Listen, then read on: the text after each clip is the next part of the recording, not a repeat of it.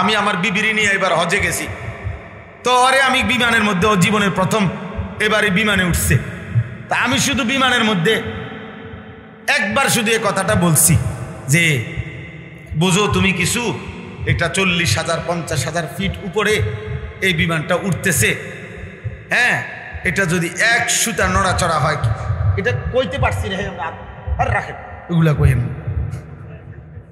বুঝছো না কথাটা, বয়ে এই কথাটা শুধু কইছি, পুরাটা কইতে দিছে না, আর রাখেন, মানে এমন জন্য লড়ে উঠছে। আমরা কি পরিমাণ দুর্বল, আমরা কি পরিমাণ দুর্বল। রব্বুল আলামিন বলে আমি আল্লাহ তাআলা তোমার এই শূন্যে আমি তোমারে ভাসাইছি বান্দা, সাগরের উপরে আমি চলতে দিছি, সেই তুমি আমারে চেনো না, সেই তুমি আমাকে বোঝো না। সুম্মা লিতাবলুগু আশুদ্দাকুম, এই যে সরাসরি কোরআনের আয়াত। আল্লাহুল্লাযী খালাকাকুম মিন দুআফিন, আল্লাহ বলছে আমি তোমাদেরকে সৃষ্টি করেছি দুর্বল শরীরে। সুম্মা জাআলা মিন বাদি দুআফিন কুওয়া, এই যে আল্লাহ, কিশোর ভাই নওজোয়ান, আল্লাহ নিজে বলছে প্রত্যেক দুর্বল মানুষকে আল্লাহ মনে করাই দিছে কুওয়াতান, এই শক্তি, শক্তি আমি দিছি, আমি দিছি, আমি দিছি। আল্লাহ বলেন এটা আমি দিছি বান্দা, রাত আমি বদলাই, দিন আমি বদলাই। যদি সপ্তাহ পার না হয়, যদি মাস পার না হয়, যদি বছর না পার হয়, তো তোমার শরীর বাড়বে কেমনে? আমি না রাত ঘুরাই, আমি তো দিন পাল্টাই, আমি তো সূর্য উঠাই, আমি তো চাঁদ উঠাই, আমি তো দিবারাত্রির এই পরিবর্তন করি। এত কিছু দিয়ে আমি আল্লাহ তোমারে লালন পালন করে 24 ঘন্টা কেমনে তুমি সেজদা দাও না? এই বেটা, মানুষের বাচ্চা তো বড় নিকৃষ্ট হয় কেন? এই জন্য আমি সবসময় বলি বেটা, বেনামাজি এতে কোনো মানুষের বাচ্চায় না, কোনো এটা কোনো মানুষের বাচ্চায় না। যার কপালে সেজদা নাই তুই বেটা কোনো মানুষের বাচ্চায় না, কোনো মানুষের বাচ্চায় না। কিসের মানুষ বেটা? তো জানোয়ার না, তো জানোয়ার কে বেটা? এটা কুত্তারে জিজ্ঞা বেটা, যে কুত্তা তুই সেজদা দেস না কেন? ও বলবে আমারে আল্লাহ দিতে বলে নাই, এই জন্য দেই। কুত্তার উপরে সেজদার আদেশ আছে, বলে না কেন? তো তোমার উপরে তো সেজদার আদেশ আছে, তোমাকে বলে নাই সেজদা দিতে? কথা বলে না? আমাদেরকে সেজদা দিতে আল্লাহ বলছে কিনা? কুকুররে বলছে, তো এই জন্য না সে দেয় না। জানোয়ার এই জন্য সেজদা দেয় না যে জানোয়ারকে আল্লাহ বলে নাই, তোমারে বলছে এবং তোমারে সক্ষমতা দিছে। কুকুররে বললে এখন কুকুর দিতে পারবে না, খেয়ে সোজা হবে কেমনে? ও তাকবীরে তাহরিমা বাঁধবে কেমনে? ও সোজা হবে কিভাবে? গরুরে বললে গরু সেজদা দিতে পারবে না, ও নিচে শুইবে কেমনে? ও তো এক অবস্থায় থাকে। তো সে বলবে আল্লাহ আমার তো শারীরিকভাবেও যোগ্যতা নেই। আল্লাহ তাআলা কোরআনে বলছে বান্দা আমি তোমাকে যেমন ইবাদতের যোগ্যতা দিয়েছি, ইবাদত করতে বলছি, তো ইবাদত করার উপযুক্ত শরীরও তো দিছি। দ্বিতীয়ত ইবাদতের কথা বুঝাইবার জন্য নবী রসুল, ওলামা, আউলিয়া, কিতাব, কোরআন, সুন্নাহ এটাও তো দিছি। তো কি সমস্যার কারণে তুমি পথ হারাইলে? শারীরিকভাবেও যোগ্যতা আছে, বুঝাইয়া বলার মতো কোরআন, কিতাব, নবী রসুল, নবী রসুলদের পরবর্তী ওলামা আছে, বুঝাই না লোকও আছে, আমল করার মতো শরীরও আছে। সমস্যাটা কি বলো না ভাই? বলো ছেলেরা, বলো বাপ। একজন বুঝো, একজন নতুন করে একজন ফিরো, একসাথে সব বদলাবে না। আমরা এই আশায়, দেখুন আমার ভোট না যে আপনারা সবাই ওয়াদা দেন আমারে ভোট দিবেন না, আমার ভোট দেওয়ার দরকার, মার্কা নাই, আমার কোনো মার্কা নাই, আমি কোনো প্রার্থী না, কাজে আমি এই জন্য আসি নাই। এক ভাই, এক যুবক বদলাবে। আমি মরে গেলাম, চলে গেলাম, হতে পারে 30 বছর পরে ইনশাআল্লাহ, হতে পারে 50 বছর পরে আজকের নওজোয়ান আগামীর কালেমার পতাকা উড়াবে ইনশাআল্লাহ। আজকের ছেলেরা হয়তো 30 বছর পরে তারাই মাহাদির সৈনিক হবে, এই আশা দেখি আমরা। ফাউন্ডেশনের ইটগুলো পৃথিবী আর দেখে না, কিন্তু অসুবিধা নেই, ফাউন্ডেশনের ওই ইটের উপরেই 10 তলা বিল্ডিং দাঁড়ায় আছে। 10 তলা বিল্ডিংয়ের উপরে হয়তো বহু ডেকোরেশন হয়, বহুত টাইলস, বহুত রং, বহুত কিছু হয়, কিন্তু ফাউন্ডেশনের যে ইট নিচে থাকে এটার কপালে আস্তরও জোটে না, রঙও জোটে না, কিন্তু ওই ইটগুলোর উপরেই বাকি ভবন দাঁড়িয়ে থাকে। তুমি কোনো কামে লাগলা কিনা, নাকি তুমি বেডি দেখতে দেখতে জীবন শেষ? একেবারে কাপুরুষ। মনে রাখবো ভাই, ওই মানুষের মতো বেডিদের কাছে যে কাইট হইয়া গেছে, মহিলার কারণে জীবনটা নষ্ট করে দিছে। একটা নারী দেখতে দেখতে, একটা ছবি দেখতে দেখতে তার মতো অপদার্থ কোনো জন্তু জানোয়ারও নাই। বেটা তুই একটা পুরুষ, বেটা তুই বেটা একটা বেডির কাছে একটা নারীর ছবি, কোথাকার কোন নারী, ওই বেডি কে তুই চিনো? হিন্দি সিনেমার নর্তকী দিয়ে তুমি কিনবা, আমেরিকা ইউরোপের নর্তকী দিয়ে তুমি কিনবে? তাগো কিছু আছে? তাগো না জীবন আছে, না যৌবন আছে, তাদের না চরিত্র আছে, না আখলাক আছে। তুমি যে নষ্ট হয়ে গেলা।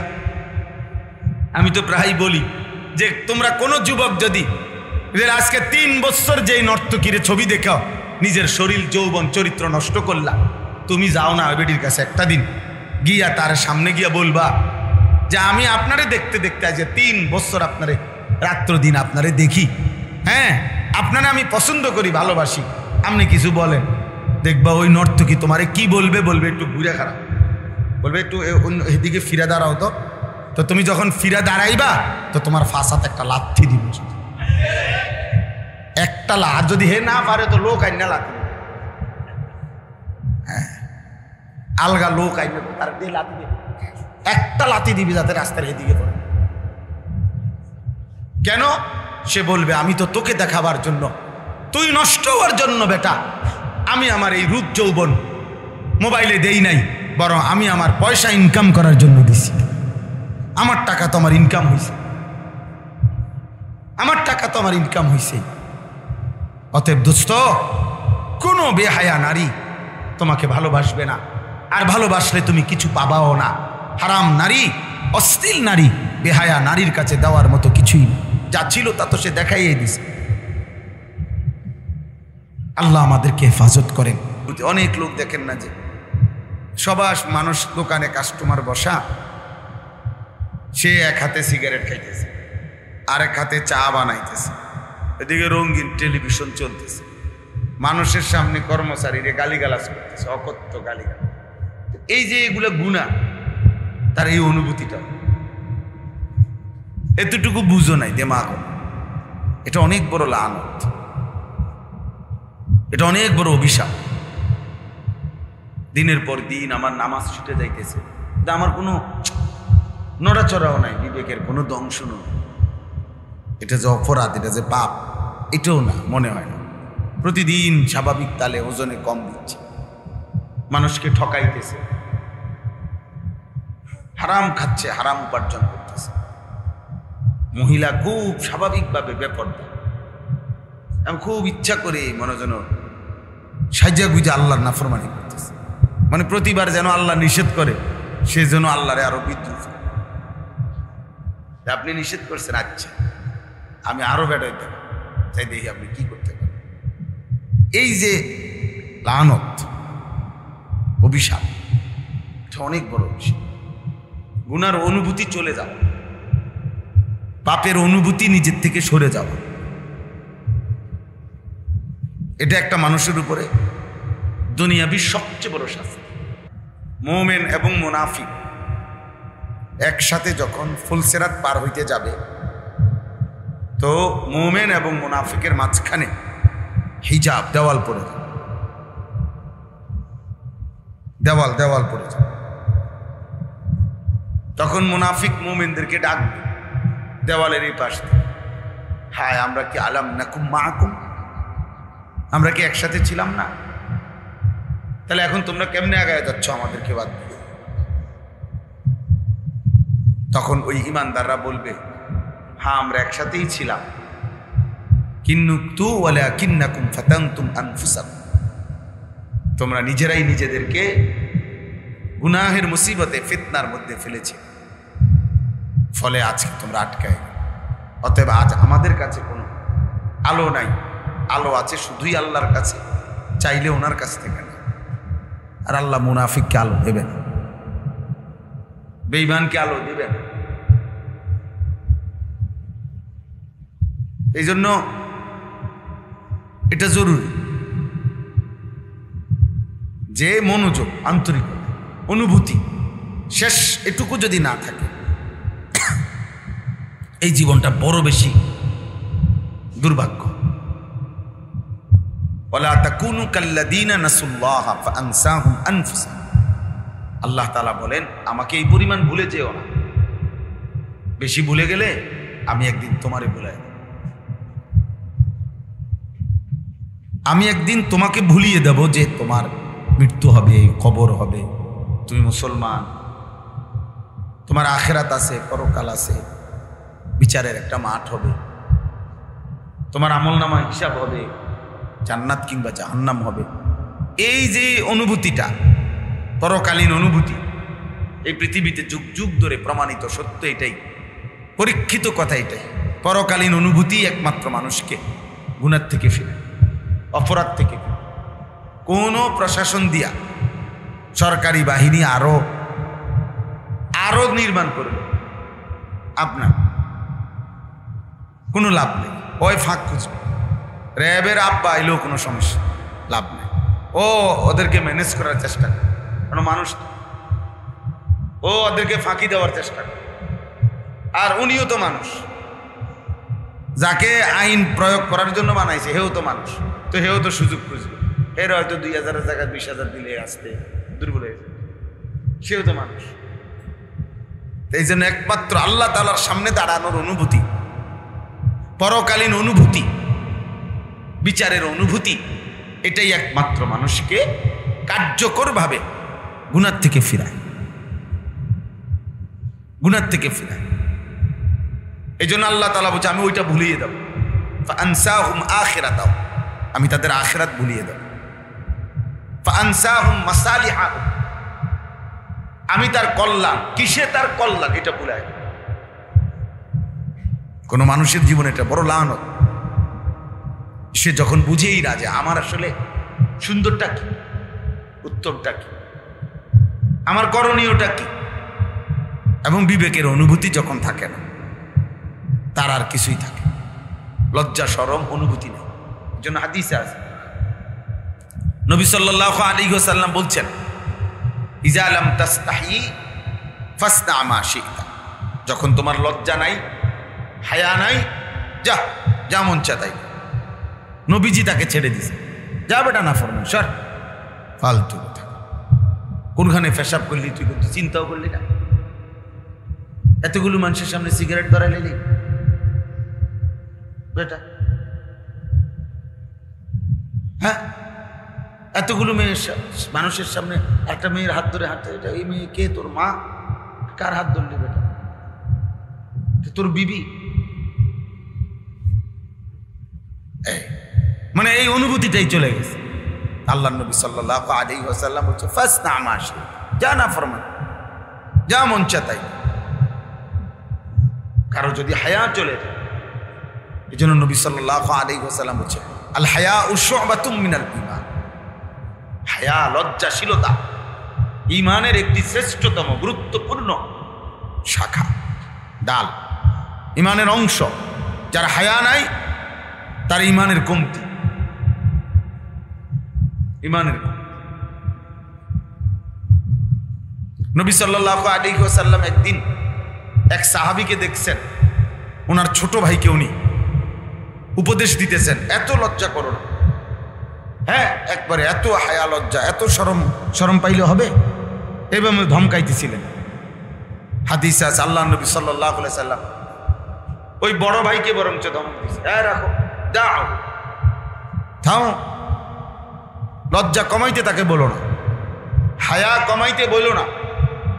ইন্নাল হায়া খায়রুন কুল্লু, নবীজি বলছে রাখো, ছাড়ো তাকে।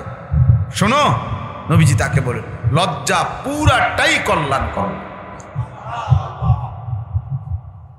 আল হায়াউ লা ইয়াতি ইল্লা বিখাইরিন, লজ্জাশীলতা কল্যাণ ছাড়া আর কিছুই আনে না। আমার প্রাপ্য অধিকার শরমে হয়তো আমি নেই, তো কি আমার অধিকার আমি নিছি না, ক্ষতি কি? এতটুকু হয়েছে আর কি। লজ্জাশীলতার কারণে হয়তো এটা হইতে পারে যে আমার ন্যায্যটাও আমি নিছি না, তো তো ঠিক আছে, ন্যায্যটাও ছেড়ে দিলে অসুবিধা কি? ছেড়ে দিলে সমস্যা। কোরআনুল কারীমে আছে ওয়ায়ুসিরুনা আলা আনফুসিহিম ওয়ালাউ কানা বিহিম খাসাসা। আল্লাহ বলেন মুমিন বান্দা হয় এমন যে নিজে প্রচন্ড ক্ষুধার্ত সত্ত্বেও নিজের খাবার অন্যের হাতে তুলে দেয়, অন্যকে প্রাধান্য দেয়।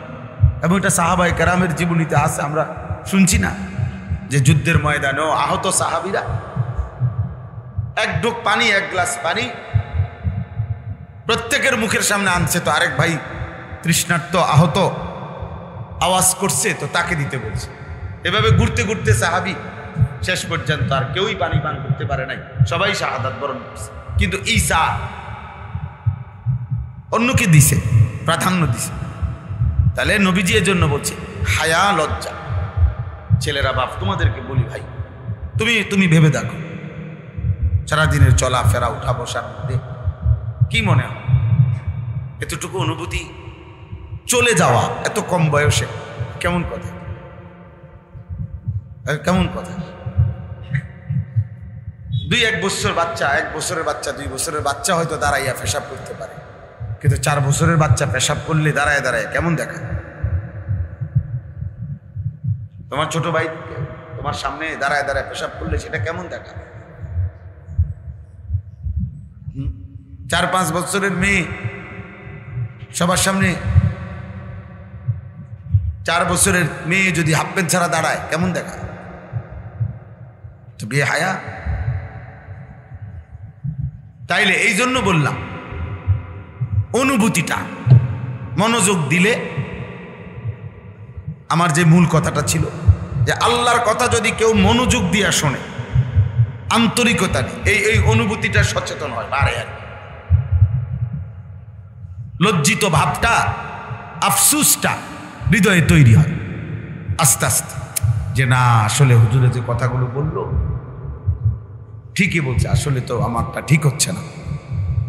এই অনুভূতিটা নড়াচড়া করে, একটু হলেও বিবেক নড়ে, দিল নড়ে আর কি।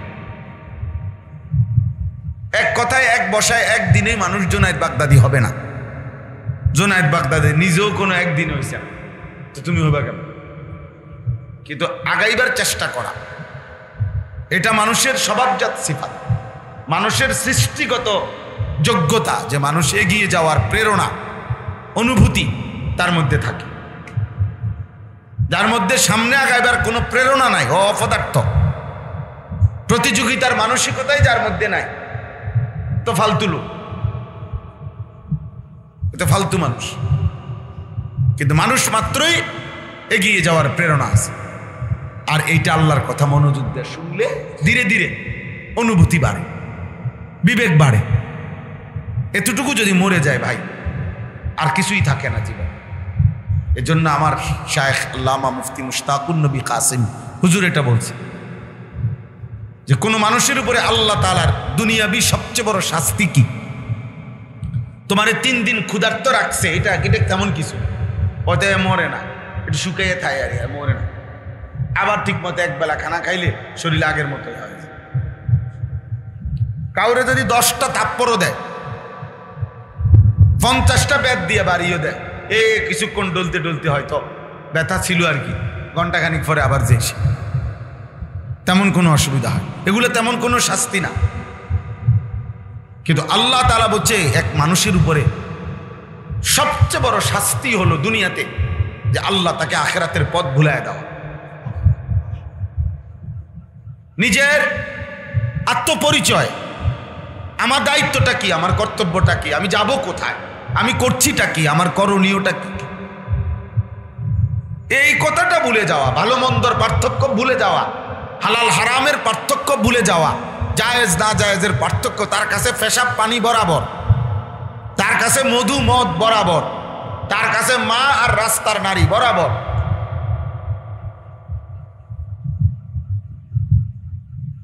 তার কাছে নিজের স্ত্রী পরের নারী বরাবর, আপন বোন পরের বোন বরাবর। কারণ হালাল হারামের কোন সুদের টাকাও গনে, আবার কষ্ট করে যে মেহনত করে কামাই করছে এটা 1 লক্ষের টাকা, এটা দুটোটা মিললেই 30,000 হয়েছে। বাটফারির 10,000 আর বাস্তবের 20,000, দুটোটা একসাথে করে লেছে, একসাথে করে ট্যাপ লাগাই লেছে। আর না ট্যাপ না রাবার, রাবার লাগাই দিছে 30,000। তো 30,000 টাকার মধ্যে হালালও আছে, হারাম আছে। এই এই এই ভুলে যাওয়া, বিড়িও খায়, ফানিও খায়, গালিও দেয়, জিকিরও করে। নাউজুবিল্লাহ। তো এই জন্য বাপ, এই হালাল হারামের অনুভূতি চলে যাওয়া, জায়েজ না জায়েজের অনুভূতি চলে যাওয়া, বিবেকের দংশন, বিবেকের টানাপড়ন, এতটুকু হারিয়ে ফেলা, এটা কোনো মানুষের উপরে সবচেয়ে বড় লাভ, সবচেয়ে বড় মুসিবত।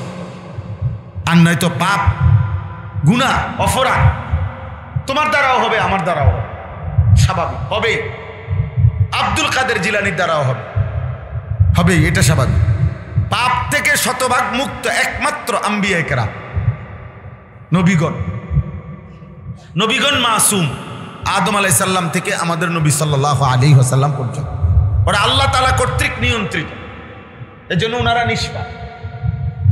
বাকি সকলের দ্বারাই পাপ হবে, কিন্তু পাপ হওয়ার ধরন হইল, একটা হলো ফিসলা খাওয়া, আর একটা হলো ফইরা থাকা। ফিসলা খাইছি আমি চলতে পথে, আবার উঠে দাঁড়াইছি। আর একটা হলো আমি ইচ্ছা করে কাদার মধ্যে পড়েই আছে, কেউ উঠো না, কেন আমি উঠতারি না, কে কইছে উঠতারি না, কহ না, আমি দেখেন আমি উঠতারি না। তাইলে এটা বড় বিপদ। গুনাহ প্রত্যেকের দ্বারা হবে। রাসূলুল্লাহ সাল্লাল্লাহু আলাইহি ওয়াসাল্লাম বলছেন, লাউলাম তুযনিবুন, আল্লাহ তাআলা বলছেন, নবীজি বলছেন, যদি গুনাহ না হইতো তোমাদের দ্বারা, তো আল্লাহ তাআলা তোমাদেরকে বাদ দিয়ে নতুন জাতি তৈরি করতেন, যারাদের দ্বারা গুনাহ হবে আর আল্লাহর কাছে মাফ চাইবে, আল্লাহ মাফ করে দিবে। তাহলে গুনাহ হবে, ভুল হবে, ভুল হবে। নামাজের জামাত আজকে 1 রাকাত পাই নাই, হ্যাঁ হইবে, এটা হতে পারে। 6 মাস আমি কষ্ট করছি, আজকে হঠাৎ নারীর দিকে নজর পড়ে গেছে, হ্যাঁ এটা হবে। কিন্তু একটা হলো এটা, আরেকটা হলো গুনার উপরে জিন্দেগি স্বাভাবিক বানায় ফেলা। গুনাহটাই আমার স্বভাব, যে 30 বছর সুদ খায়, এটা শুধু গুনাহ। একদিনও ফজরের নামাজ পড়ে না, এটা শুধু গুনাহ মনে হয়? এটা তো স্বাভাবিক জিন্দেগি। স্বাভাবিকভাবে যতবার মন চায় অতবার বিড়ি সিগারেট খায়, এটা শুধু গুনাহ? প্রত্যেক দিন নিয়ম মাফিক 1 দিন পর পর 2 দিন পর পর দাড়ি কাটে, এটা শুধু গুনাহ? এ তো তার স্বাভাবিকতা, এ তো নাফরমানির উপরে স্বাভাবিক জিন্দেগি। ঘুম যাইবা পর্যন্ত মোবাইল দেখলা, ঘুম থেকে উঠেই আবার মোবাইলের ছবি দেখলা, এটা কি শুধু গুনাহ? এটা তোমার স্বাভাবিক বানায় ফেলছে। এটা বড় লানত, এটা বড় লানত, এটা বড় অভিশাপ। এটা আল্লাহ তাআলার সবচেয়ে বড় শাস্তি, যে তাকে আর আল্লাহ আর ফিরতে দিচ্ছে না, তাকে আল্লাহ আর ফিরতে দিচ্ছে না। ওমান ইউশাকিকির রাসূলা মিন বাদি মা তাবায়্যানা লাহুল হুদা ওয়া ইয়াত্তাবি' গায়রা সাবিলিল মুমিনিন নুওয়াল্লিহি মা তাওয়াল্লা ওয়া নুসলিহি জাহান্নাম ওয়া সাআত মাসীরা।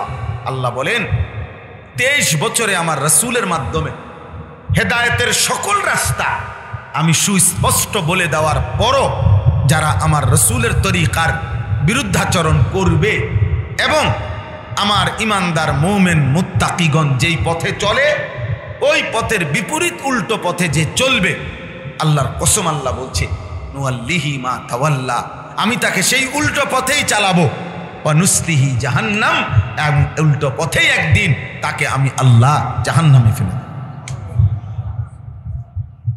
তাহলে যদি কোনোদিন আল্লাহ সিদ্ধান্ত নেয় যুবক যে তোমারে আর ফিরাবে না, তুমি যে আজকে 365 দিনে কোনো দিন 5 ওয়াক্ত নামাজ সুন্দরভাবে পড়লা না, তা আল্লাহ যদি সিদ্ধান্ত নেয় যে ঠিক আছে নাফরমান, কুকুর বিড়ালের মতো খুদা বাতে খা, ঘুম যা, পেশাব পায়খানা কর, আর তোর লজ্জাস্থানের যেই চাহিদা আছে এটা পূরণ কর, এগুলা যেহেতু আমি আল্লাহ জন্তু জানোয়ারেরও পূরণ করি, তো তোরগুলোও পূরণ হবে। তবে তোকে আর কোনোদিন নাজাতের পথ দেখাবো না, জান্নাতের রাস্তা আর দেখাবো না, তোরে আর ফিরাবো না, যা ভাত খাইতে থাক, তোর যেমন চা করতে থাক। এবার তোমার কোন আব্বা তোমারে ফিরাইবে? আমরা যে হুজুররা ওয়াজ করি, যত ওয়াজে করি আমরা, শুরুতে আমরা খুতবা পড়ি, নবীজির শেখানো খুতবা। এই খুতবার মধ্যে আছে আগেই ফ্যাঁস ভাঙ্গা লই আমরা যে ভাই যত বড় বক্তাই আনান, সাদের দেশের হোক আর মঙ্গল গ্রহের হোক, সৌরজগতের হোক আর আটলান্টিক মহাসাগরের তলের থেকে আনেন, এটা মনে রাখবেন। মান ইয়াহদিহিল্লাহু ফালা মুযিল্লা লাহু ওয়া মান ইউদ্লিলহু ফালা হাদিয়া লাহু। এটা আমরা আগেই ফ্যাঁস ভাঙ্গা যে আল্লাহ কাউকে হেদায়েত দিলে তাকে কেউ পথভ্রষ্ট করতে পারবে না, আল্লাহ কাউকে পথভ্রষ্ট করে দিলে তাকে কেউ হেদায়েত দিতে পারবে না। প্রধান বক্তার আব্বাও না, প্রধান বক্তার চাচা। মূলত কার হাতে ফয়সালা? তার হাতে ফয়সালা। তিনি যদি রাগ করে, তা আল্লাহ তো বলছে আমি সিদ্ধান্ত নেই। ও যে এটা কোরআনের আয়াত ভাই, ওয়ালা তাকুনু কাল্লাযীনা নাসুল্লাহা ফাআনসাহুম আনফুসাহুম। তুমি দেখো অর্থ, আল্লাহ বলছে এতটা আমারে ভুলে যেও না, আমি কিন্তু তোমার আত্মপরিচয় ভুলিয়ে দেব। আমরা বলি না মানুষ রাগ করিলে যে বেটা এমন ফিডা ফিটমু, তোর বাপের নাম ভুলাই দেবো বেটা, তোর 14 গোষ্ঠীর নাম, তুই তোরে চিনতি না বেটা। আল্লাহ বলছে আমি তোর পরিচয় ভুলাই দেবো না। ঠিক আছে, ভাত খাওয়াম, খানা আটকাবে না, দুনিয়া আটকাবে না। দুনিয়া তো আমি জানোয়ারের আটকাই না, তোরে আটকাবো কেন? কত কাফের মুশরিক নাস্তিক মুরতাদ টোটালি আল্লাহ বলতে কিছু আছে স্বীকার করে না। এরকম কোটি কোটি মানুষ আছে না পৃথিবীতে, যারা দেয়ার ইজ নো গড, আল্লাহ বলতে ঈশ্বর বলতে কিচ্ছু নাই। এমন মানুষগুলোকে আল্লাহ খাওয়ায় কিনা? তো তোমারে খাওয়াইতে সমস্যা, ওরা পেশাব পায়খানা করে কিনা? তো তোমার সমস্যা। ওদের বাচ্চা কাচ্চা হয় কিনা? তো তোমার চাহিদা পূরণ করতে সমস্যা। তো তেমন কিছু না। একটা হাতি 250 কেজি খাবার খায় একদিনে, 90 লিটার পানি পান করে। আমি আর একটা তিমি একবারে 200 জন সামর্থ্যবান পুরুষের সমপরিমাণ খাবার এক লোকবা মানে একবারে টান মারে। সাগরের তিমি আমরা একবারের বাদ দ্বিতীয়বার ভাত লইলেই তো আর লাগবে না। ফিলেটে কদ্দুর একটা ফিলেট। খাওয়ানাটাই কি? পাঙ্গাস, তেলাফিয়া, ফার্মে মুরগা, কক মুরগা, 15-20 দিনে একদিন, মাঝে মধ্যে গরুর গোশত 1-2 টুকরা, খালাস। এটুকু দুনিয়া বুক করে এত অহংকার, এটুকু দুনিয়ার জন্য এত মিথ্যা কথা। এক সেট সোফা, একটা ডাইনিং টেবিল, 2টা আলমারি, 4টা খাট, 4টা রুম, 2টা বাথরুম, কয়েকটা কাচের প্লেট, লবণের বাটির জন্য এই কদ্দুর সামানা। এর জন্য এত টাকা সুদ খাইলেন, এর জন্য আজকে এতদিন মিথ্যা বলতেছেন, এর জন্য এত বাটফারি করণ লাগে। মেম্বার হইয়া কিরবেন, চেয়ারম্যান হইয়া কিরবেন, দুনিয়ার পদ পাইয়া কি করবেন? কি আগে যারা পদ পাইছে তারা তো সবাই মাথা তুল্লা হাঁটাইতে আছে, ঠিক না? না, এর আগে যারা পৃথিবীতে বিভিন্ন পদ পাইছে তারা সবাইরে তো মানুষের মাথা তুল্লা হাঁটে নাকি? তো তারা দৌড়ানি দেয়। তো আপনারা যে দৌড়ানি দিবে না, আমরা বুঝলেন কেমন? হ্যাঁ, আমরা ইতিহাসের কিতাবে পড়ছি, পূর্ববর্তী ইতিহাসের সবচেয়ে নির্মম বাস্তবতা হলো যে যখন নতুন বাদশাহ মাথায় মুকুট পরে, ওই সময় যে যখন আগের বাদশার কর্তৃত লাশ রাজ দরবারে পড়ে আছে, লাশ কাটা মাথা, এই সময় নতুন বাদশাহ মাথায় মুকুট পরে, ওই বেচারার একটা বার হলো ভাবা উচিত ছিল, হায় এ তো বাদশাহী ছিল, এ তো কি ছিল? বাদশাহী ছিল।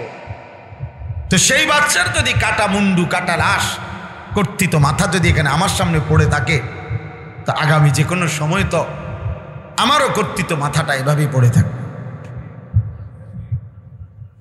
তাইলে ভাই দুনিয়া আমাদেরকে কি আর একবার দুইবার ধোকা দিছে? বারবারই তো ধোকা দিছে। দুনিয়া আমার পূর্বপুরুষকেও তো ধোকা দিছে। আমার পূর্বপুরুষও তো মনে করছে মরবে না, কিন্তু দুনিয়া তো রাখে না, কাউকেই না। ওয়াজাআত সাকরাতুল মাউতি বিল হক যালিকা মা কুনতা মিনহু তাহিদ। রব্বুল আলামিন বলে, বান্দা সত্য সত্যই একদিন মৃত্যুর যন্ত্রণা শুরু হবে আর তোমাকে মরেই যেতে হবে। যালিকা মা কুনতা মিনহু তাহিদ। এই মৃত্যু থেকেই গত 40 বছর, 25 বছর, 30 বছর, 70 বছর তুমি পলায়ন করেছিলে। তুমি কখনোই মরতে চাও নাই, কিন্তু মৃত্যু তোমারে শেষ পর্যন্ত রাখে নাই। ফালাউলা ইন কুনতুম গায়রা মাদিনিন তারজিউনাহা ইন কুনতুম সাদিকিন। আল্লাহ বলে, প্রত্যেক মুমূর্ষু ব্যক্তির আত্মীয়রা, স্বজনরা, শোনো, যখন তোমাদের বাবা, চাচা, দাদা, তোমাদের বংশের কেউ তোমাদের চোখের সামনে মৃত্যুর শয্যায় পড়ে থাকে, মৃত্যুর মুখোমুখি যখন হয়ে যায়, মালাকুল মউত যখন জান কবজ করার জন্য রূহটা ধরে, তোমাদের যদি ক্ষমতা থাকে, আল্লাহ বলেন তোমরা তোমাদের এই স্বজনের রূহটা ফিরায়া দাও। তারজিউনাহা, তোমার না অনেক ক্ষমতা, লোক বল, জনবল আছে, তোমার না অনেক অহংকার, মাতবরি আছে, তাহলে ফেরত দাও। সম্ভব? কথা বলে না সম্ভব? সম্ভব না। অতএব দোস্ত, এই আমার বক্তব্য। আমি ব্যক্তিগতভাবে শুধু ওয়াজের জন্য বসি না, এ কথা জাগাইলাম বিবেক। আলহামদুলিল্লাহ, নওজোয়ান ভাই তোমরা, বাবারাও আছেন, কিশোর নওজোয়ান বেশি তোমরা, প্রিয় ভাই, এ কথা ভেবে দেখো। এমন যেন এত বড় দুর্ভাগ্য হইও না, এত বড় বদনসিব হইও না যে তোমার মালিক তোমার থেকে মুখ ফিরায় গেছে। ওই মালিক যদি মুখ ফিরায় নেয় বাপ, এই পৃথিবীর আর কেউ তোমার আগাইতে পারে। তিনি যদি মুখ ফিরায় নেয়, তিনি যদি বলে আর তোকে আমি কোনো দিন জাহান্নাম থেকে বাঁচবার পথ দেখাবো না, জান্নাতের পথ আমি বান্দা তোকে আর দেখাবো না, আমি তোকে আর আলোর সন্ধান দেব না, তাহলে আর হবে। আল্লাহই মূলত আমাদেরকে আল্লাহর দয়ায়, আল্লাহু ওয়ালিয়্যুল্লাযীনা আমানু ইউখরিজুনাহুম মিনায-যুলুমাতি ইলান-নূর। আল্লাহ বলেন মুমিনের ঈমানদারের বন্ধু আল্লাহ, আর আল্লাহই প্রত্যেক মুমিনকে অন্ধকার গুনার পথ থেকে ঈমান, ইসলাম, আখিরাত, জান্নাতের আলোতে টেনে নিয়ে আসেন। তাহলে আলো আল্লাহ নিয়ে আসেন।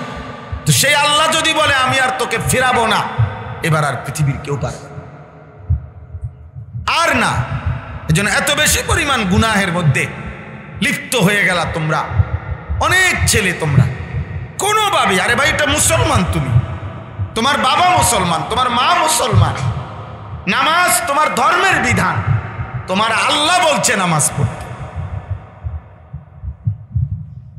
এত বড় নিকৃষ্ট মানুষ কিভাবে হয় যে এত বড় মহান আল্লাহ 24টা ঘন্টা যিনি আমার উপরে ইহসান করছে, দয়া করতেছে, যার একটা একটা নিঃশ্বাসে আমি বেঁচে আছি। প্রত্যেকবার নিঃশ্বাস, হাদিসের মধ্যে আছে, নবীজি বলছেন প্রতিবার বান্দা যখন নিঃশ্বাস নেয়, মানুষ এই নিঃশ্বাস আলাদা আলাদা অনুমতি নেয়। প্রত্যেকটি নিঃশ্বাস আল্লাহর কাছ থেকে ঢুকতের সময় অনুমতি নেয়, আল্লাহ এই বান্দার ভেতরে যাব, আল্লাহ বলেন হ্যাঁ। বের হওয়ার সময় অনুমতি নেয়, আল্লাহ বের হব, এই জন্য এই প্রতিবার পৃথক পৃথক অনুমতি নেয়। এই জন্য যেইবারের পরে আর অনুমতি হয় না, তখনই বলে শেষ নিঃশ্বাস ত্যাগ করলেন। তার মানে এরপরের নিঃশ্বাস আর ভিতরে ঢুকার কি পায় নাই? অনুমতি পায়, সুযোগ না, অনুমতি পায়। সুযোগ তো আছেই, অনুমতি নাই, অনুমতি পায় নাই। তাহলে আমার অস্তিত্বের প্রতি সেকেন্ড যার হাতে, ওয়ানাহনু আকরাবু ইলাইহি মিনকুম ওয়ালাকিন লা তুবসিরুন। আল্লাহ বলে বান্দা আমি কিন্তু তোমাদের কাছে আছি, তোমরা দেখছো না, আমি আছি তো। ইল্লা কুন্না আলাইকুম শুহুদান ইজ তুফিদুনা ফি। আল্লাহ বলে বান্দা যখন যাই করো না কেন, আমি তোমার সামনেই থাকি, সামনেই থাকি, সামনেই থাকি। সেজদা দিলেও দেখতে থাকি, উলঙ্গ ছবি দেখো যখন, তখন আমি সামনেই থাকি।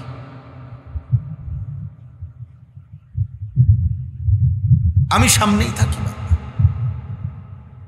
তাহলে এত বড় মহান আল্লাহকে কেমনে ভুলে যাও ভাই? কেন নামাজ পড়বা না? কেন সুন্দর জীবন নষ্ট করে দিলা? প্রতিবার নারী দেখলে, ছবি দেখলে, উলঙ্গ দৃশ্য দেখলে, জিনা ব্যভিচারের ছবি দেখলে, কোনো নারীকে নিয়ে কল্পনা করলে, নারীর ছবি দেখলে, নারীর চেহারা দেখলে, খোদার কসম শরীরে সক্ষমতা নষ্ট হয়, যৌবনের ক্ষমতা, যৌন ক্ষমতা নষ্ট। আমি মৌলানার বলছিলাম, সে বলল যদি ঠিকই, যে এটা তো কিতাবের কথা। প্রত্যেক মানুষের নজর আর দিল, আল আইনু মিরআতুল কলব, মানুষের চোখ মানুষের অন্তরের আয়না। আরবি ভাষার এটা প্রবাদ। মানুষ যা কিছু চোখে দেখে, এই কথাটা খেয়াল করো বাপ, মানুষ যাই চোখে দেখে তা প্রথম গিয়া অন্তরে জমা হয়।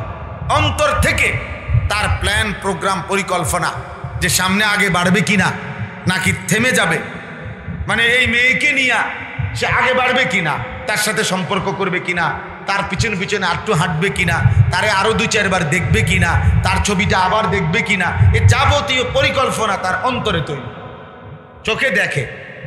এজন্য চোখ যাই দেখে অন্তরের আয়না। তা আর নিয়ম হইল, ইমাম ইবনুল কাইয়িম রাহমাতুল্লাহ বলেন, মানুষের চোখে দেখা এটা ক্ষণিকেই মিলিয়ে যায়, কিন্তু অন্তরের রেখা এটা আর মিলায় না, অনেক সময়ও এটা মিলে।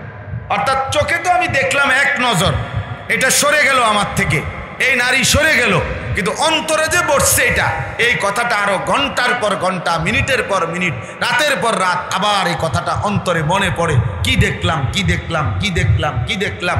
এবার যত হারাম কল্পনা, চিন্তা, চেতনা হইতে থাকে অন্তরে, আল্লাহর কসম প্রত্যেকটা চিন্তা জিনা, ব্যভিচার, ব্যভিচার, ব্যভিচার, ব্যভিচার, ব্যভিচার। অন্তরের কল্পনা, ব্যভিচার, এটা জিনা।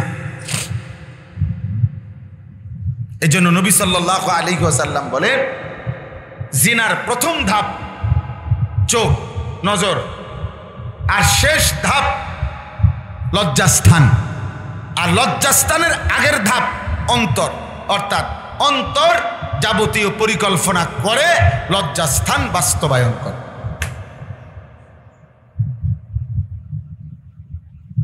সুযোগ পেলে সরাসরি জিনা করে, সুযোগ না পেলে নিজের হাত নিজের লজ্জাস্থানে নাপাকভাবে নষ্ট করে, খালাস। চরিত্রহীন কোনো না কোনো ভাবে নিজের যৌবনের ক্ষমতাটা নষ্টই করে, নষ্টই করে, কোনো না কোনো ভাবে নিজেকে হারামের মধ্যে, জিনার মধ্যে লিপ্ত রাখে। কোন বিন নারীর সাথে সরাসরি জিনা করা যেমন জিনা, নিজের হাত দ্বারা নিজের লজ্জাস্থানে হারাম ব্যবহার করা, এটাও জিনা। আর আল্লাহর নবী বলছে, লা ইয়াজনি জানি হিনা ইয়াজনি ওয়া হুয়া মুমিন। নবীজি বলছে, যে জিনা করে সে মুমিন থাকে না।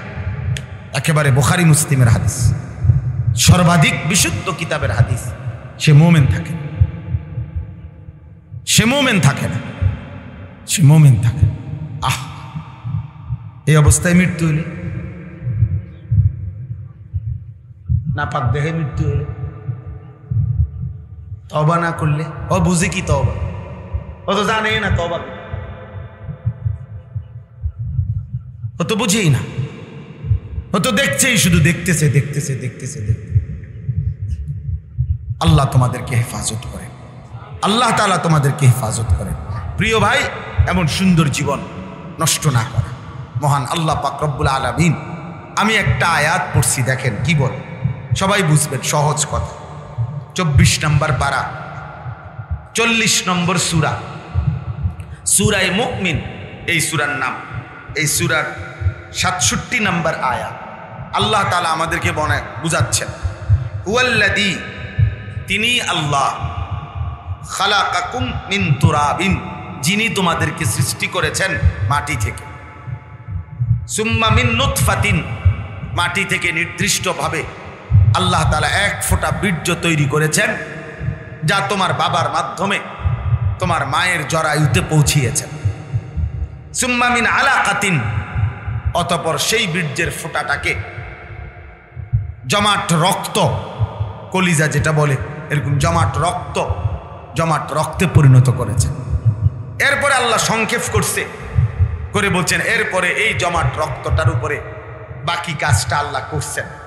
অর্থাৎ জমাট রক্তটাকে গোশতের একটা টুকরা বানাইছেন, গোশতের টুকরাটাকে হাড্ডির খাঁচা বানাইছেন, হাড্ডির খাঁচাটা কঙ্কালটার উপরে প্রয়োজন পরিমাণ সারা দেহে গোশত আবরণ মিশ্রিত করেছেন, লাগাইয়া দিছেন। এরপরে রূহ ফুঁকে দিয়ে পূর্ণ মানুষের আকৃতি দিয়ে সুম্মা ইউখরিজুকুম তিফলান, একটা ছোট্ট বাচ্চা শিশু হিসাবে মায়ের পেট থেকে বের করে এনেছে। আল্লাহ তাআলা বলেন তোমাকে আল্লাহ তাআলাই একটা ছোট্ট তিফল শিশু আকারে মায়ের পেট থেকে বের করেছেন। প্রয়োজন পরিমাণ আখরাজাকুম মিন বুতুনি উম্মাহাতিকুম লা তা'লামুনা শাইআ। এই আয়াত আল্লাহ অন্য জায়গায় বলছে যে বান্দা মনে রেখো, ছেলেরা বাপ তোমাদেরকে আল্লাহ মনে করাইছে, আমারে তোমারে সবাই রে।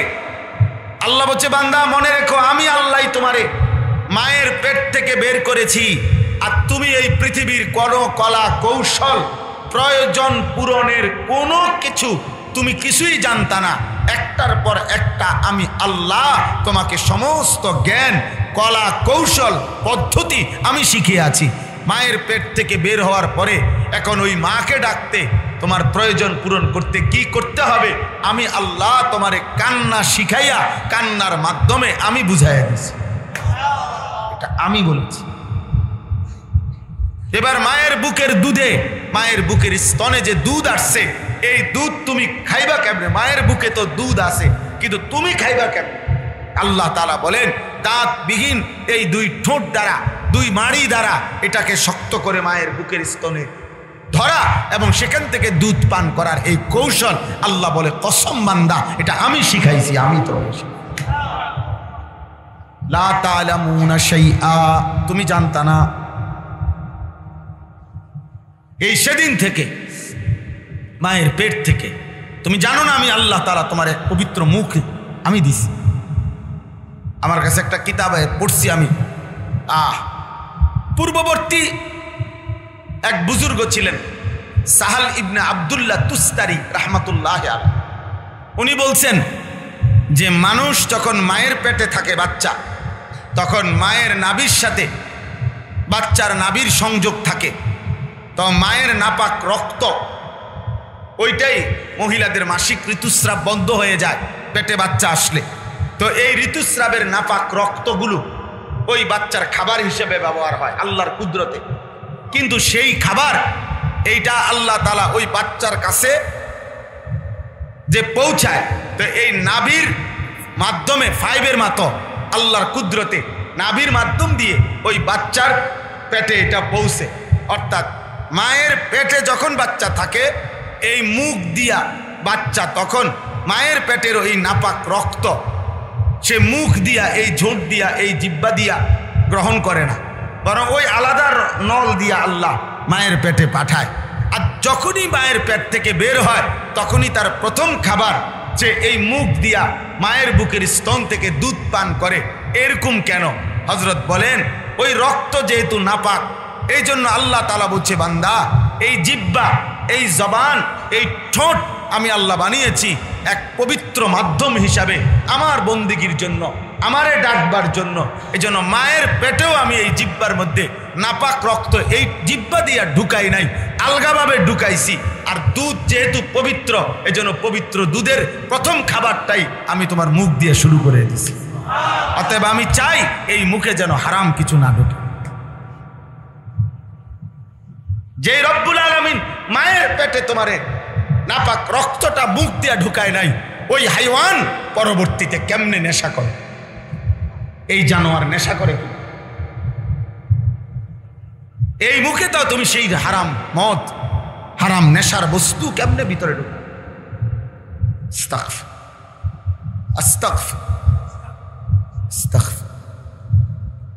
প্রিয় বন্ধু মনে রাখো, কোনোভাবে কোনো অসৎ বন্ধুর আড্ডায় এক চুমুক এক ঢোক এতটুকু যেন নেশার বস্তু গ্রহণ না। কুল্লু মা আসকারা ফাকালিলুহু ওয়া কাসীরুহু হারাম। নবীজি বলছে যা নেশা তৈরি করে তা সামান্যও হারাম, বেশিও হারাম। হারাম এটা। নবীজি সাল্লাল্লাহু আলাইহি সাল্লাম বলছে যে ভয়ঙ্কর জঘন্য কথা আছে, যে নেশা করে তার এর পরের চাহিদা কি? নেশাখোরের পরের চাহিদা কি? পরের চাহিদা হলো নাউজুবিল্লাহ। নবীজি বলছে যে নেশা করে তার নেশাখোরের পরবর্তী চাহিদা হলো আপন চাচি, মামি, ফুফি, খালা, চাচাতো বোন, মামাতো বোন, ফুফাতো বোন, খালাতো বোন, এই জানোয়ার তাদের সাথে জেনা বেবিচার করতে উদ্যত হয়। এই জন্য প্রত্যেক নেশাখোর বেবিচারী, বেবিচারী। হ্যাঁ, এই তিন জিনিস পাশাপাশি, নারী, নেশা, গান। যেখানে গানের আড্ডা সেখানে নেশারও আড্ডা, যেখানে নেশার আড্ডা ওখানে নারীরও আড্ডা আছে। এই তিন জিনিস একসাথে। হ্যাঁ, এক খ্রিস্টান দার্শনিক, আমি আরবি কিতাবে পড়ছি, ইউরোপের এক খ্রিস্টান দার্শনিক বলছিল কাসুন ওয়া গানিয়াতুন ইয়াফআলান বিল মুসলিমিন মা লা ইয়াফআলুহু আলফা মিদফাইন। সে বলছে শোনো, মদের পেয়ালা আর নর্তকীর নাচ, এই দুই জিনিস মুসলিম যুব সমাজকে, এই দুই জিনিস দিয়ে আমরা যা ক্ষতি করেছি, 1000 যদি তার উপরে ফেলতো এতটুকু ক্ষতি হতো, এতটুকু ক্ষতি। একটা বোমা মারলে তো তোরে মাইরে ফেলতো, ভালো আসিল বেটা, তুই মরে গেলি। 10 বছর ধরে যে তুমি নারী দেখো, ছবি দেখো, উলঙ্গ দৃশ্য দেখো, গান দেখো, বাদ্য, অশ্লীলতা, বেহায়াপনা, একে তো নিজে কি পরিমাণ গুনাহ জমাইলা, দ্বিতীয়ত এই যুবক, এই কিশোর তার আশেপাশের ডানে বামের কি পরিমাণ বন্ধুদেরকে নষ্ট করে দিল। এই জন্য ভাই আল্লাহ তাআলা বলেন, বান্দা সুম্মা ইউখরিজুকুম তিফলান, আমি আল্লাহ তাআলা তোমাদেরকে এক শিশু মায়ের পেট থেকে আমি বের করেছি। সুম্মা লিতাবলুগু আশুদ্দাকুম, এই দেখো ভাই আল্লাহ বলেন এরপরে ধীরে ধীরে পর্যায়ক্রমে আশুদ্দাকুম, তোমাদেরকে যুবক, তোমাদেরকে সামর্থ্যবান, তোমাদেরকে শক্তি সামর্থ্যওয়ালা আমি আল্লাহ তাআলাই তোমাদেরকে পৌঁছাচ্ছি। অর্থাৎ একসাথে যদি 30 বছর পর্যন্ত বয়সী এক ব্যক্তির শরীরে যেই শক্তি সামর্থ্য থাকে, এটা যদি আমি আবার 4 বছর বয়সী বাচ্চারে দিয়ে দিতাম এক লগে, তে তো ফাইটটা মরে যেত। কথা বোঝেন না? এক লগে দিয়ে দিলে বাঁচবে এগুলা, যে একটা বাচ্চা। তাহলে আল্লাহ বলেন আমি রব্বুল আলামিন এক ছোট্ট তুলতুলে বাচ্চা, কোনোদিন বাচ্চারে হাত কোলে নিয়ে দেখো, বা ছোট বাচ্চা কোলে নিয়ে দেখো, ওর হাত এগুলা কিরকম করে, কেমন ছোট ছোট পিচ্ছি পিচ্ছি আঙ্গুল, ওগুলো এমনি নড়ে আস্তে আস্তে। ও বাচ্চা কিছুই বোঝে না, ও কিছুই বোঝে না। রব্বুল আলামিন বলে কেমন দুর্বল, যে বাচ্চা একটা মাছি তাড়াইতে পারে না, একটা মশা তাড়াইতে পারে না, যে বাচ্চা একটু থেকে একটু নড়চড় পার করে না। ওই দিন আমার একটা ছবি দেখাইলো, বাচ্চাটা পড়ে গেছে খাটের থেকে, পড়ে যাওয়াতে পাওটা ভাঙ্গা গেছে, ছোট বাচ্চা। এখন 2টা পাও ব্যান্ডেজ করে, 2 পাও ওই নিচে একটা রশি দিয়ে দুনো পাওটার এমনভাবে আটকায় রাখছে, বাচ্চাটা কি কষ্ট হইতেছে।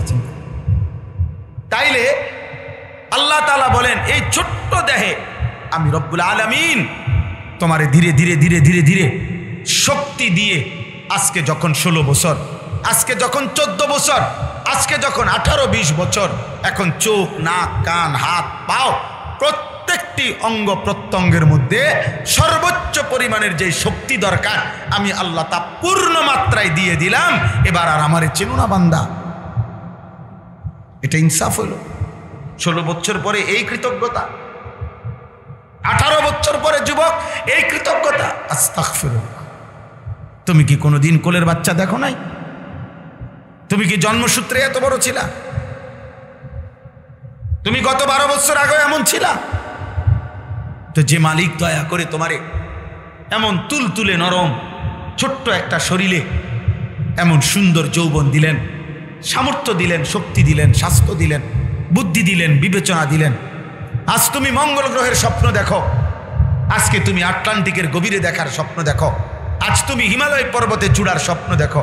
কত মানুষ আছে না প্রতিনিয়ত যারা হিমালয় পর্বতের চূড়ায় উঠবার জন্য কি করে, প্রতিযোগিতা করে এবং উঠে, কিছুদিন পর পরই তো কি মানুষ উঠে হিমালয়ের চূড়ায়।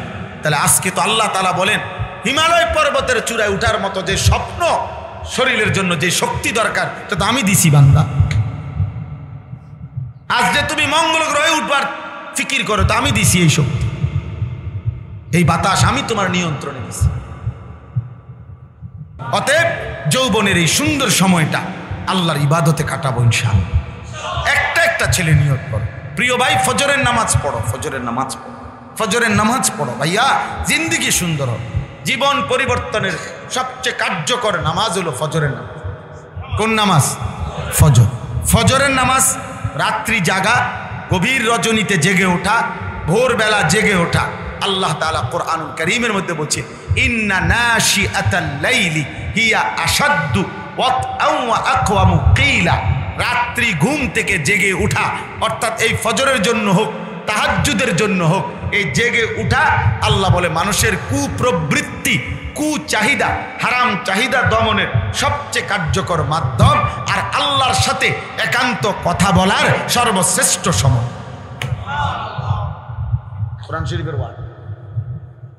এই জন্য ফজর নামাজ পড়বা, দেখবা ইনশাআল্লাহ, আমি বললাম শরীর স্বাস্থ্য ভালো থাকবে, তোমার মেজাজ সুন্দর হবে, আখলাক সুন্দর হবে, দুনিয়ার উপার্জনও ভালো হবে, আখেরাতের উপার্জনও ভালো হবে। নিয়ত কর। আমার একটা মেহনত আছে, ফজর ক্যাম্পেইন, অর্থাৎ আমি ফজর ক্যাম্পেইনের কাজ করি, ফজরের প্রচারণা। অনেক সাথী আছে সারা বাংলাদেশে যারা আমাদের এই মহব্বতের সাথী ছেলে, অর্থাৎ ফজরের কাজ, ফজরের জন্য উঠায়। কাজটা কি? কাজটা কিচ্ছু না, কোনো দলও না, মার্কাও না, পার্টিও না। কাজ শুধু ছোট্ট একটা, যে তুমি শুধু নিয়ত করবা যে আমি ফজরের নামাজ পড়ব, আমার একজন বন্ধুকে ফজরের নামাজের জন্য উঠাবো। এই দূরে কাজ। এই কথাটা যদি কেউ সিদ্ধান্ত নাও, তো তুমি আমাদের সদস্য, ফজর ক্যাম্পেইনের সদস্য। অর্থাৎ ফজরের তুমি মুসল্লি বৃদ্ধির চেষ্টা করবে। এটাই এই 2 জন দেখবা 4 জনকে ডাকবে, 4 জন 8 জনকে ডাকবে, এভাবে বাড়ে। আমাদের সন্দ্বীপে 4টা ছেলে মেহনত কইরা এখন প্রায় 4,500-এর চাইতে বেশি ছেলে এই ফজর ক্যাম্পেইনের সদস্য। অনেক জায়গায় আছে আলহামদুলিল্লাহ, অনেক। এই জন্য এটা নিয়ত করতে হবে, চেষ্টা করতে হবে ভাই। ইবাদত, আমল, আখেরাত, পরকাল চেষ্টা করতে হবে। আল্লাহ তাআলা বলছেন, এই শেষ কথা হলো, আল্লাহ বলেন সুম্মা লিতাকুনু শুয়ুখা। আল্লাহ বলেন আবার আমি আল্লাহই তোমাদেরকে এই যৌবনের শরীর স্বাস্থ্য সামর্থ্য থেকে আবার বানিয়ে থাকি শুয়ুখা, বৃদ্ধ, দুর্বল। তাহলে অবস্থা হলো বান্দা, তুমি কদর করো আর না করো, অবস্থার কিন্তু পরিবর্তন হয়ে যাবে। কথা বোঝেন নাই?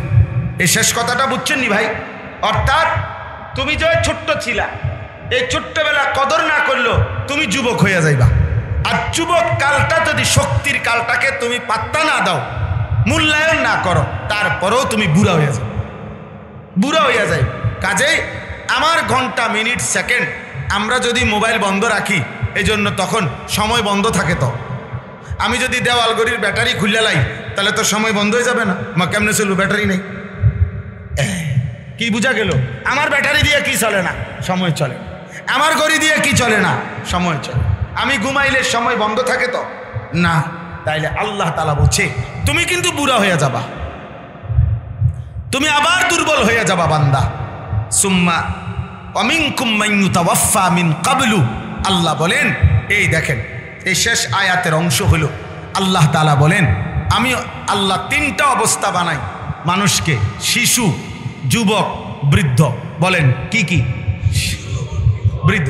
আল্লাহ বলেন এই 3টা হলো আমার ধারাবাহিকতা, তবে সকলকে এই 3টা আমি বানাই না।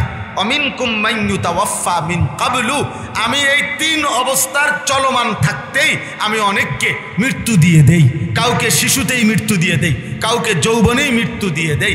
আর ওয়ালিতাবলুগু আজালাম মুসাম্মা, আর প্রত্যেককেই আমি তার জন্য নির্ধারিত সময় পর্যন্তই পৌঁছাই। অর্থাৎ যে শিশু মরে গেছে সে অকালে মরে নাই, তার বরাদ্দই ছিল এদ্দুর। যে যুবক মরে গেছে সে অকালে মরে নাই, তার জন্য বরাদ্দই ছিল কি এদ্দুর। প্রত্যেককেই তার বরাদ্দকৃত সময় পর্যন্তই পৌঁছাই, বাকি প্রত্যেককেই বৃদ্ধ বানাই না, বরং বৃদ্ধ পর্যন্ত যাওয়ার আগে আগেই কাউকে শিশু থাকতেই, কাউকে মায়ের পেটে থাকতেই, কাউকে জন্মের পর পরে, কাউরে 3 দিন পরে, কাউরে 3 বছর পরে, কাউরে 30 বছর পরে হলেও আমি মৃত্যু দিয়ে থাকি। অতএব এটা কেন করি? এই শেষ কথা আল্লাহ বলেন ওয়ালাআল্লাকুম তাকিলুন। আমি আল্লাহ এই যে তোমাকে একবার বানাইলাম বাচ্চা, আবার বানাইলাম যুবক, আবার বানাইলাম বুড়া, এলো 1 2। তোমাকে আমি আল্লাহ তাআলা বলে দিচ্ছি সবার জন্য নির্ধারিত সময় আমি পূর্ণ করব, তবে সেইটা বৃদ্ধ বানাইয়া না। কথা বলে না, বুঝেন নাই? সবাইরে কি বানাবে? বৃদ্ধ বানাবে না, বরং আমি কাউকে শিশু থাকতেই, কাউকে যৌবন থাকতেই, কাউকে কিশোর থাকতেই, কাউকে মায়ের পেটে থাকতেই আমি মৃত্যু দিয়ে দেই। এই সবটা কাজ আমি কেন করি? ওয়ালাআল্লাকুম তাকিলুন, যেন তোমরা বুঝতে পারো, উপলব্ধি করতে পারো যে হায়, আমার শরীরের উপরে 1 সেকেন্ডের আমার নিজস্ব কোনো ক্ষমতা আসলেই নাই। আমি বাঁচলেও আল্লাহর ইচ্ছা, আমি মরলেও কার ইচ্ছা? আল্লাহর ইচ্ছা। তিনি বাঁচায় রাখলে তাও আল্লাহর ফয়সালা, আমার মৃত্যু দিলে তারও ফয়সালা। অতএব যেহেতু আমার দেহে আমার অধিকার নাই, আমার জীবনের উপরে, আমার ঘন্টার উপরে, আমার বেঁচে থাকার উপরে আমার যেহেতু কোনো নিয়ন্ত্রণ নাই, অতএব আমার আল্লাহকেই মানা, আল্লাহর গোলামি করা, আল্লাহর ইবাদত করা, আল্লাহর নাফরমানি গুনাহ ছেড়ে দেওয়া, এর মধ্যেই বিবেকের দাবি, ইনসাফের দাবি, যুক্তির দাবি, বাস্তবতার দাবি, আখিরাতের দাবি। আল্লাহ আমাদেরকে তৌফিক দেন, কবুল করেন। এবার বলো 1 মিনিট যে ফজর ক্যাম্পেইনের সদস্য হইতে রাজি এমন একজন যুবক হিম্মত করে দাঁড়া। আগে যারা ফজর পড়তা তারা না, নতুন হইতে হবে। নতুন নিয়ত করো, লজ্জার কিছু নাই। আমরা দোয়া করুম এখন। বলো ভাই আরো কেউ দাঁড়াও, নিয়ত করো যে ইনশাআল্লাহ হুজুর আমিও চেষ্টা করো। আমার কথা হলো দিল থেকে চাও, ছুটে যাবে, আবার চেষ্টা করবা। বলো ইনশাআল্লাহ। আল্লাহ তৌফিক দান করেন। মাশাআল্লাহ। নিয়ত করে দাঁড়াও, দাঁড়াইলে নিয়ত, না দাঁড়াইলে নিয়ত হলো না। দাঁড়াইতে হবে ইনশাআল্লাহ। আল্লাহ কবুল করেন, আল্লাহ সকলকে তৌফিক দান করেন। মাশাআল্লাহ, জি মাশাআল্লাহ। এবার